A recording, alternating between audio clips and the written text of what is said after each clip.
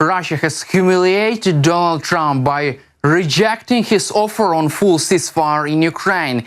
US President Trump has issued a final ultimatum to Russian dictator Vladimir Putin. Meanwhile, European leaders have met Steve Witkoff and Marco Rubio in Paris. So how did Russia humiliate Donald Trump, and what did allies discuss in Paris? Russia's ambassador to the United Nations, Vasyl Nebenzia, said that a full ceasefire in Ukraine was unrealistic. Quote, "We had an attempt at a limited ceasefire on energy infrastructure, which was not observed by Ukrainian side. Under the current circumstances, it is simply unrealistic to talk about a full ceasefire." Russian officials again lied about Ukraine's violation of a ceasefire deal, as Russia has been violating this deal on the first day after it has been signed. As we know, Ukraine accepted full ceasefire proposal on conditions that Russia would also hold hostilities and refrain from attacking Ukraine facilities. However, Russia has declined this offer on full ceasefire, agreeing only with a partial deal.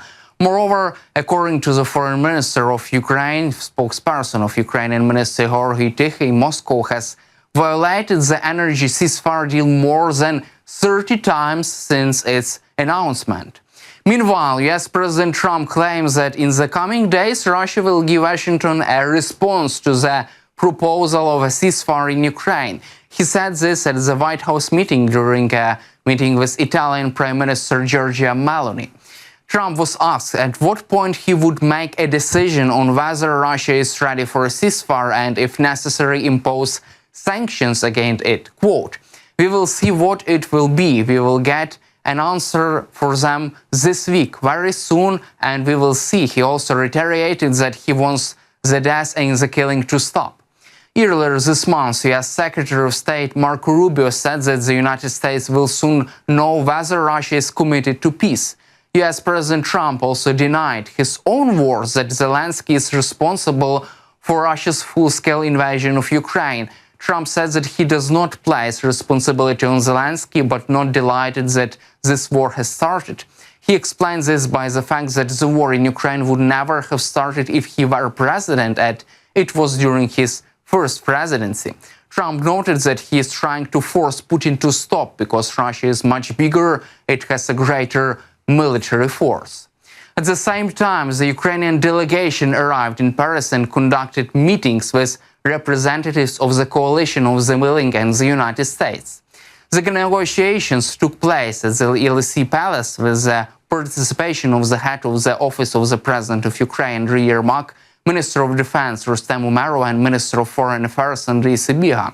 As reported by the Minister of Defense, during the meeting, the parties discussed steps aimed at achieving just and sustainable peace in Ukraine. In addition, allies coordinated positions on implementation of ceasefire, touched upon the issue of attracting a multinational military contingent and creating effective security architecture. The Minister of Defense emphasized the importance of continuing to work on security guarantees together with European partners.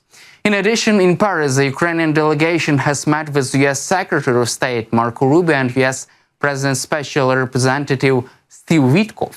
Rubio and Witkoff have already met with French President Emmanuel Macron. British Foreign Secretary David Lammy was also participating in negotiations.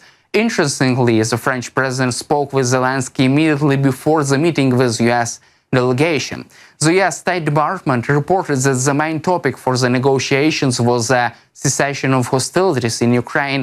Witkoff would also report of his meeting with Russian dictator Putin. European delegations also said that they would call on the US to put more pressure on Russia on the ceasefire issue. Following the negotiations between representatives of the US, Ukraine, and 3 European countries, Ukraine, Germany, and France, the parties agreed to meet in London next week. The French side stated at the meeting of representatives of the 5 countries in Paris that there was excellent, high-quality exchange of views aimed at achieving lasting peace for Ukraine. Quote, "In Paris, we launch a process that is positive and in which Europeans participate." The ELC Palace said that a new meeting of representatives of the US, Ukraine, and 3 European countries is scheduled for next week in London. Recall the delegation of Ukraine and the US, as well as representatives of Britain and Germany, arrived in Paris on Thursday, where negotiations were held in various formats on the end of the Russian-Ukrainian war. Meanwhile, The Economist believes that the US President Donald Trump's promise to end the war in Ukraine by the end of April is unlikely to be fulfilled. Trump promised to end the war in 1 day. Now, instead, he hopes to ensure a ceasefire within 100 days by the end of April. However, Trump will not be able to do this, and the war in Ukraine may become his own political problem, since he was never able to fulfill his campaign promise. David Schimmer, a former official of the Biden's National Security Council, according to The Economist, calls on Europe to increase aid to Ukraine, since Trump probably is not going to finance future arms deliveries. Bloomberg, on the other hand, reports that the US softened its demands for the return of aid from Ukraine during negotiations on a mineral agreement. The administration of President Trump has lowered its estimate of the aid the US has provided to Ukraine since the beginning of the full-scale invasion from $300 billion to $100 billion. A spokesperson for the US Treasury Department said that talks at the technical level were productive. He added that parties hope for a quick conclusion to the negotiations. At the same time, US still sees the agreement as an opportunity to repay Ukraine's expenses throughout the profits from the common fund. At the same time, Ukraine and the United States of America signed a memorandum on this Thursday, which confirms the intention to finalize and conclude an agreement that will be beneficial to both peoples of both countries on mineral deal. Deputy Prime Minister of Ukraine Yulia Sviridenko said that the corresponding memorandum confirms the constructive joint work of the Ukrainian and American teams and the intention to finalize and conclude an agreement that will be beneficial to both countries. According to her, Ukraine and the US are preparing to create an investment fund for reconstruction of Ukraine. The Ukrainian minister emphasized that what lies ahead is the finalization of text of the agreement and its signing and then ratification by parliaments. Also, Russia demands that the US allowed it to buy Boeing aircraft using its own frozen assets. Russia is seeking to buy Boeing aircraft using funds received from frozen assets in Europe. At the same time, this Kremlin demand is not a condition for Russia's agreement to full ceasefire.